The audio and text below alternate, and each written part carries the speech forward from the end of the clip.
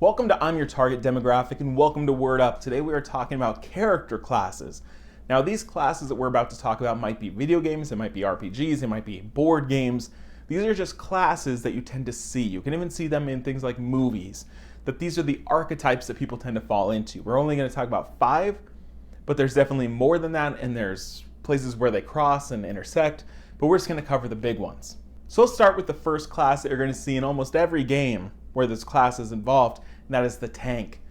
The tank is the character that can just soak up damage. They're called a tank because they're usually big, burly, they have armor, they have shields. These are the characters that are on the front line.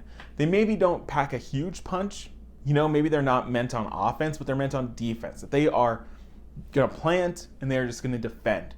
So the other characters that maybe are a little weaker can hide behind them or flank. The tank is the one that's reliably going to soak up damage, and their point is to survive.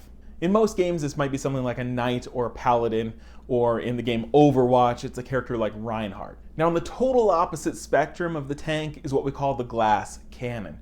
The glass cannon is exactly as the name implies, that they can deal out the most damage, but they are so brittle and frail that they should never be in combat. So something like this might be like a popular archer character or a sniper character that, hit per hit, they're dealing more damage than anyone. But in exchange for that, they have no armor. It might be like a mage character that they can inflict tons, but that tank needs to stop anyone that's coming near them. Now there is another type of character that has very low survivability, and that is the healer. The healer's point is to keep everyone else alive. So they may not have any major offensive capabilities, but instead of offense, they focus on keeping everyone alive. And so that might be one-on-one healing, that might be large healing spells. Their point is to keep that tank alive so that the glass cannon can do the damage. Now those are the big 3 that you really need on a team for balance, but there's 2 others that really kind of support and complement what's happening here. And the first one is the controller. And a controller in your party means that they are controlling the battlefield and making sure it's exactly the way that they and you want it. So a controller might be like a ranger, that they put down traps or nets, or they're slowing the enemies down. They're putting debuffs, which is, there's another Word Up video explaining debuffs here. They're putting down things that are making your opponents weaker, slower. They're changing the way the battlefield is laid out, so they're funneling people exactly where you want. They are controlling the battlefield controllers.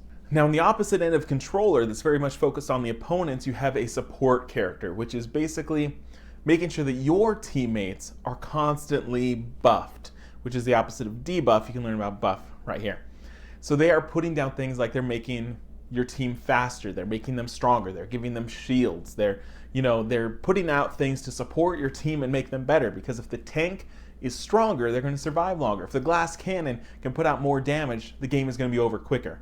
So the support and controllers, one is outward facing, one is inward facing. So those are the 5 big character classes. You're going to see these all across the board.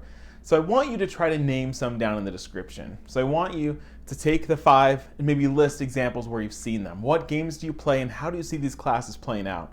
Thanks for watching Word Up. You can check out this right here. If you want to see other Word Up videos, they're all super useful. If you don't know what a word means, watch the video. It's really helpful. And we'll see you next time on Word Up.